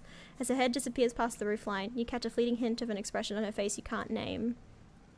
Tang's going through it. Oh, Tang. Also, you should save. Tang, my beloved. There we go. I don't like that Nem is hanging out with Face. I don't like it. Nem, why'd you do this? Why'd you betray us, Nem? Is this still morning? Oh! Get out of here. I don't have any stress, though. All I can think about is when I can get there. I'm gonna hang out in engineering. I want to get my engineering up, baby. Repair robots. Repair robots, engineering and creativity. Reasoning and empathy. Reasoning is also good because... Ooh, if I get my reasoning up, I could be closer with Tang. And also my empathy. And also hanging out with the children is nice. My engineering's pretty high. Maybe I could get to 100 engineering with the boost. And then I'll work on that stuff. That might be nice. Doing engineering. Yeah, let's go. Everything goes smoothly this month. Not a lot of bots need repairs, and you're able to put your efforts towards improving the capabilities of your little fleet. You activate a few bots from the Helio stockpile and load them with processors from Congruence. New little friends for all sorts of tasks. I love my little robots. Okay.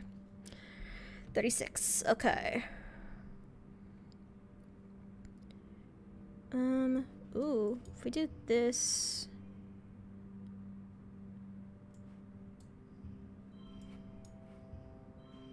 this.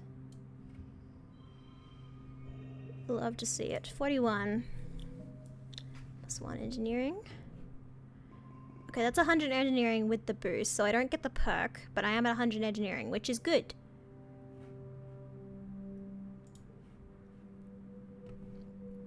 I also have 100 kudos. I might be able to buy something interesting. My power went out. Oh no, Dallas! Are you good? Do you have candles? Okay. Let me check the supply depot. Can you get a fucking vintage focus device? God damn it.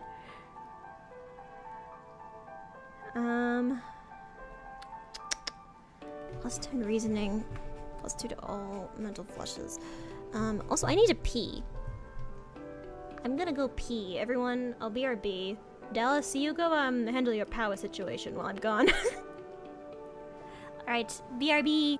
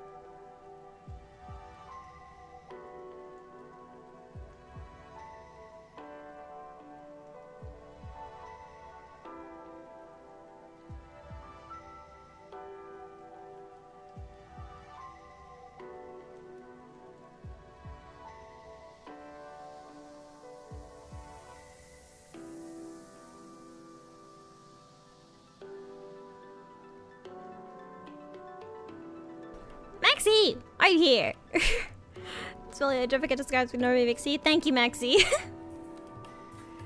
Yeah, get out of here. No spoilers. I want you to play this. Guys, who do you think Maxie's gonna date when they play this? When they play this, because I'm gonna force them to. Do you think Maxie is the kind of person who dates Sim? Maxie will be obsessed with Tang because she's trans. I know that much.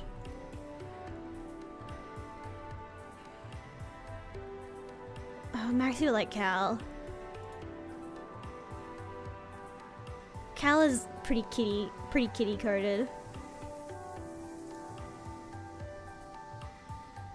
Okay. I don't think I want any of these things right now. It's about to be my boyfriend's birthday. He doesn't like it when you celebrate his birthday though. I get a cake for Tang though. She likes it when we celebrate her birthday.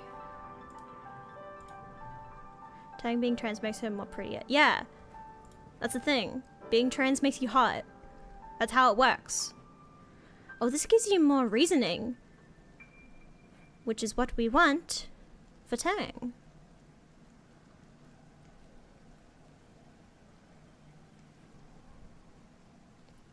Maybe. Okay.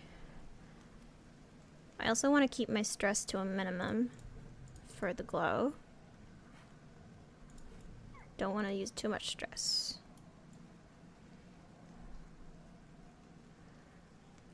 Okay. We'll get a cake for Tang's birthday. I've learned that Diz doesn't like when we celebrate his birthday, so I will respect him. That's 10 stress. Is there anything that's less stress? That's 15 stress. Oh, bring that back. I might tutor children. Let's do that. Nomi needs help studying for their physics class. They have this idea that they want to be an engineer when they grow up because they like robots and holograms, but they're having trouble actually learning any engineering. Same! Nomi pulls up a practice test on their hollow palm. The Earth textbooks are full of this kind of dull rote learning, useful only for finding gaps in your knowledge. For Nomi though, that gap seems to be everything. Oh, I'm hopeless at this, they exclaim, tugging on the ends of their asymmetrical haircut. There's just so many numbers and formulas. I didn't know there was going to be so much math in engineering. And I have to figure out what I'm going to do for my project, they continue. I want to code a chatbot, Nomia, next week. How do I get from here to there? Let's take a look at this test. Only 20% correct, oh no! Some of the answers are embarrassingly super wrong, too. This is so cute! Oh no, but Nomi's so cute. Look at how cute. Nomi's final project is due next week. You have to crunch a whole course load of info into their head and leave them enough time to write their chatbot. Can you do that? No problem. No problem, baby. Okay. Nomi doesn't have the head for numbers, but they can take anything and turn it into a story. So you just have to apply that kind of that to the study of engineering. You encourage them to think of it in a different way. Yes, there's a lot of rote memorization at first, but once you understand the basic, engineering is all about creative thinking. That's true. You teach Nomi how these practice tests are built like a story. There are clues in the questions that can help you solve them. Reading ahead can give you hints to the answers of earlier questions. With that and a few mnemonics, Nomi starts getting better results on their practice tests. Thanks for helping, Nomia, they say. Let's be honest though, I'm doing okay on these practice tests, but being able to pass one standardized test doesn't mean that I'll be a good engineer.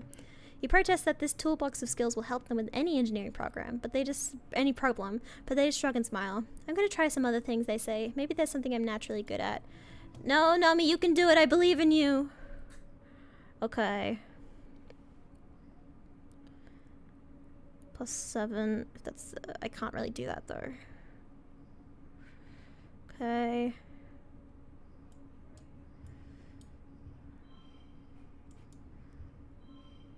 Okay.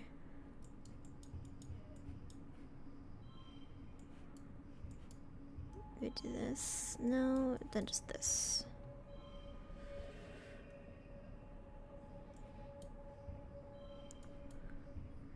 It's 39. That's 40. Yeah, go with that. Okay. 12. 4 reasoning, 1 empathy. There we go. Okay. It is Tang's birthday. I have a gift for you, Tang. Okay, she's still doing the finger thing. Here you go. Remember my birthday, she says, taking the cake and immediately setting down on a side counter, far away from any specimens. I don't eat desserts, but it's a thought that counts. You're great, Tang. I love you. Friendship 84. Okay. We're gonna be prepared for the glow. Kitty's playing Stardew Valley. If you're lurking in chat, I see you. You can't hide from me. Okay.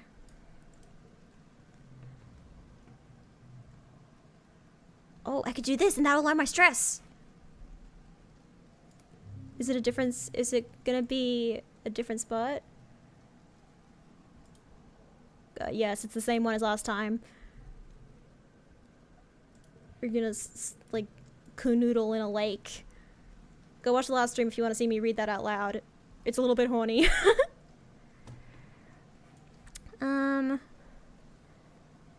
Let's keep doing... Tutoring is pretty good right now. The empathy and reasoning is pretty good for me. And it doesn't up my stress too much, especially with the hot buy equipped. I think there are 2 actually. Ooh! Tutor children. Let's do that. You tutor Nem's 4 younger siblings, Cumulus, Cirrus, Stratus, and young Nimbus. The triplets are absolutely uncontrollable, but Nimbus actually seems to be trying. It must be hard to be the runt of the litter when all of your siblings are so physical. Anytime he tries to answer a question, one of the other three shouts over him. You try to give him extra attention so that he feels comfortable. Maybe one of Aunt Anne's kids will turn out to be a brainiac. Okay. Oh, that's pretty good.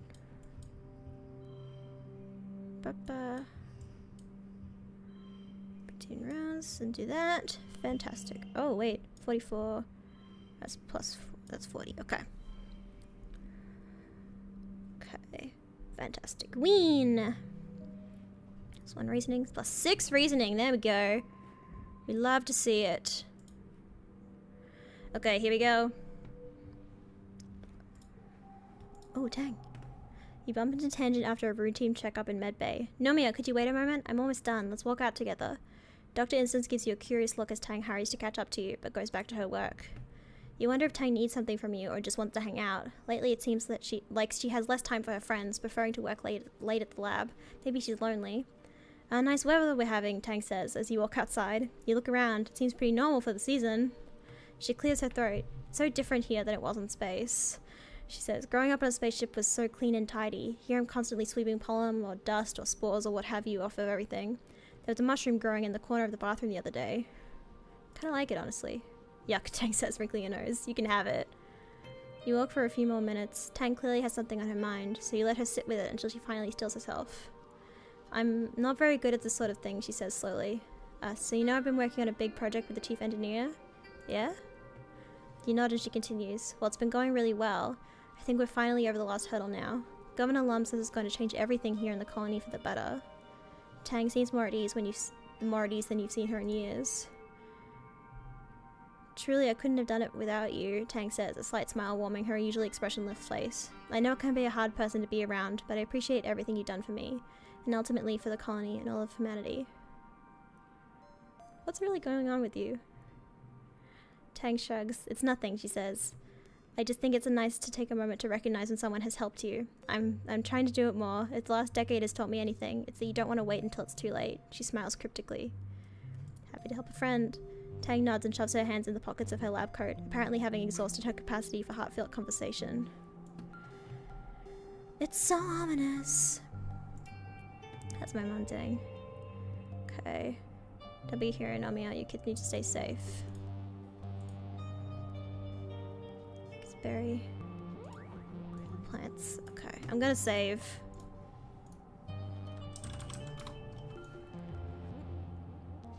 It's just here. Just standing stock still, staring out into the wilderness. Doesn't matter what we do or how hard we fight, nature's going to win in the end. It always does.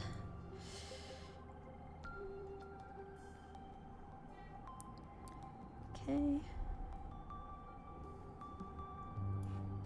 Hang on. Skills. I think just the skills is probably best. I might want to have the combat up, just in case. Yeah. 30 combat. Let's have that just in case. Sneak out to explore the glow. Okay. Come on, up to it.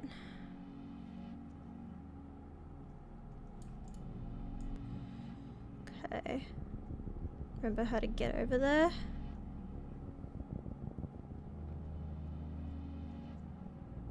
It's like up here.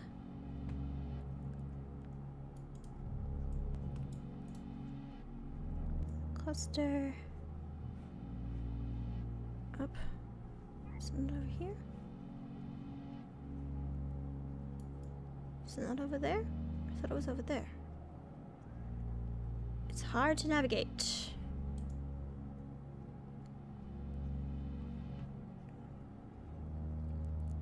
Is it over here?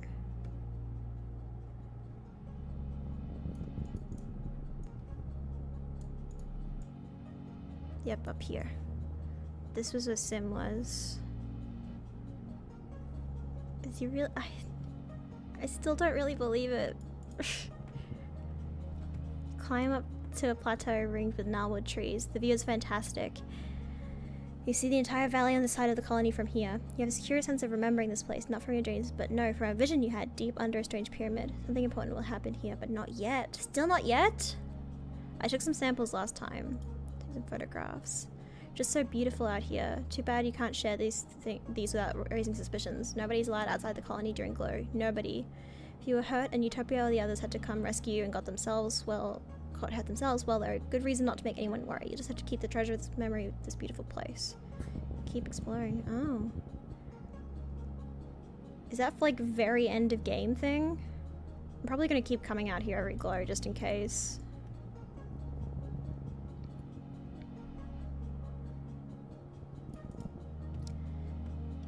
Okay. Come to a dense part of the path where the gnarlwood surrounds you and blocks out the sky and the wormhole above. Long threads that look like hair hanging from the trees. Strange. Never seen these during the rest of the year. You have to go through these. Take a closer look. Strands are sticky. Like a spider's web. So sticky, in fact, that you think you'd be caught if you tried to push your way through it. Better not then.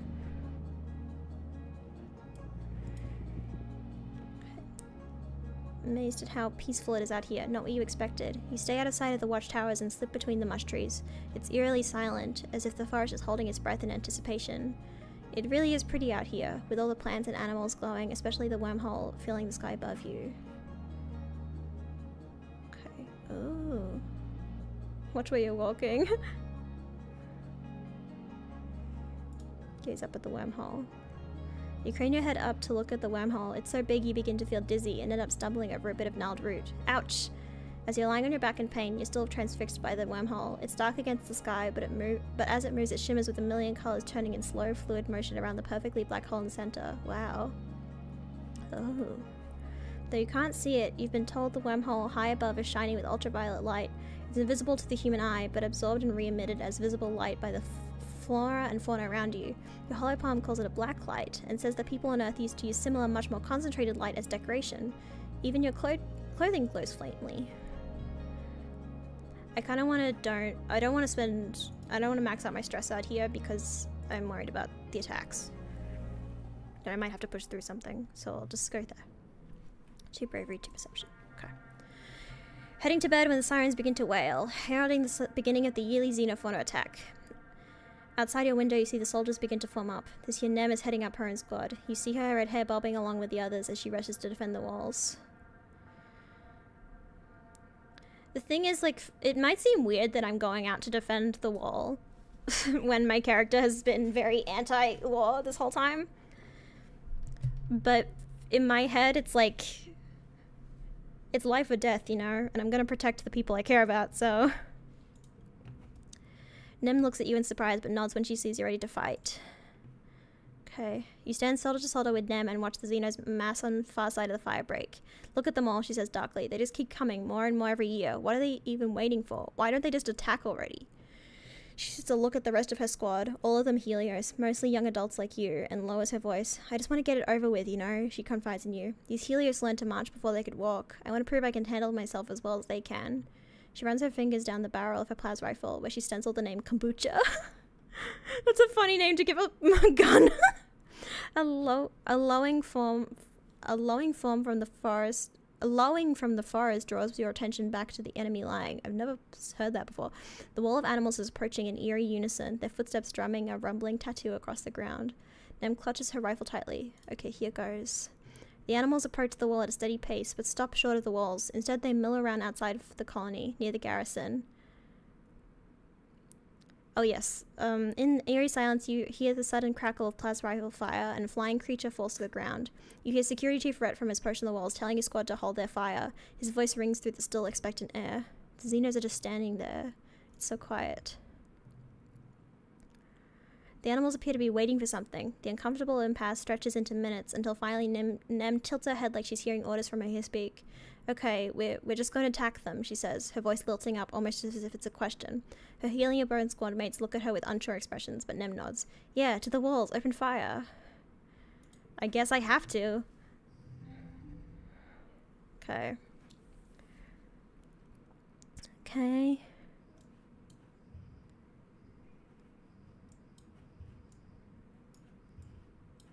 I'm gonna do this.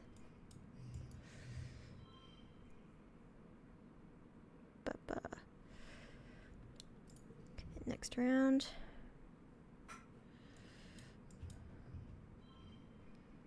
Okay.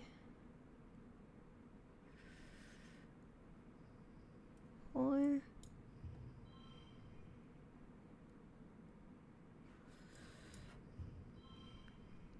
Can I add?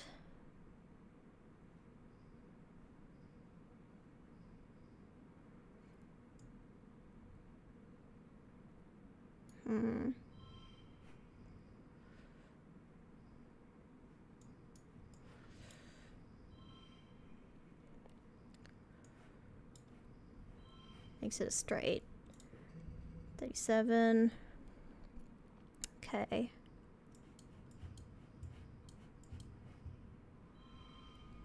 Okay, there we go. There's something. And then add that.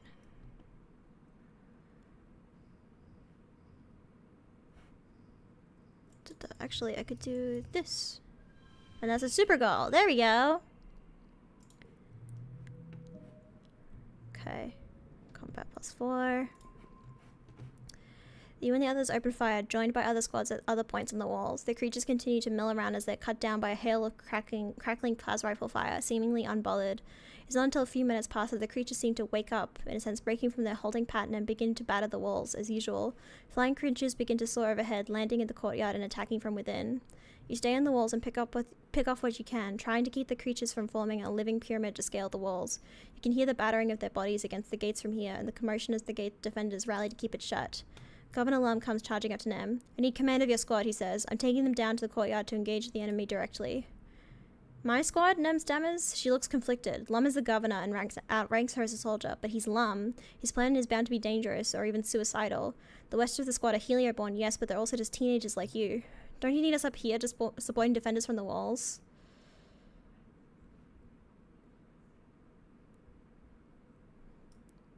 We're more useful up here. Okay. Lum doesn't look convinced, but your support emboldens Nem. She stands up straighter and hardens her expression. I can't send my people into close combat, she says firmly. We're trained for ranged defense, not melee. The governor looks at your squad mates, but none of them make a move to follow him. He curls his lip in disgust and stalks away. Your squad remains on the wall, defending them against being breached by Xeno. He totally just wanted us because he doesn't like us. He wanted us to do the suicide mission. By being breached by Xenos and picking off the flying ones before they can land in the courtyard. The gate stays standing, and after an hour, the attack ends as quietly as it began, with the remaining Xenos slinking back into the forest from whence they came. In the quiet following the battle, the colony comes out of hiding together in the courtyard, surveying the damage. Everyone looks weary, but you survived another year, and with remarkably few casualties. As the gates are secured and people begin to pick through the massive Xeno bodies, you spot Dis watching from up on the walls. As he meets your eyes from a distance, you wonder how tonight's battle might have gone if you hadn't stopped him from planting that bomb. Diz. Okay. It's 19. Okay. So hear me out. If I stop here, then I imagine my next stream would be the finale stream of 19 and 20. And I could do a longer stream for that. Because I actually have quite a lot going on this week, and I don't want to tire myself out too much. Last year, yeah. I think it might be best to save the finale for next time. Ooh, I won't be able to stream much at all next week, huh?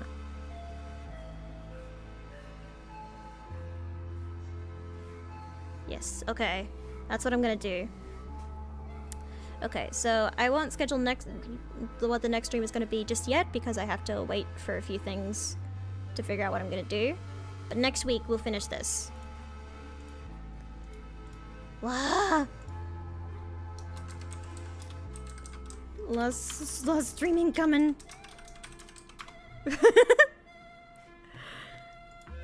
Okay. We've got like 7 minutes left though. Should we do something for 7 minutes? Ugh! Excuse me, gonna burp.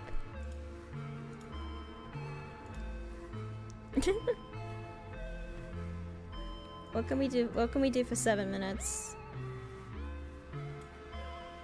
Thumbnail tying in. Hang on, I want to see... What's backgrounds? These. Cards. There's so many things. Look how many cards there are. There's so many. Look at this. Look at this one. Moas. Chivos. I like that they're called Chivos. I got so many. Petting pets. Pet your pet. Look at Diz. He's there. We love him.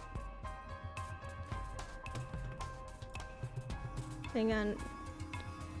Got 6 minutes. Should I just end stream a little early? Do we have anything to do? How about...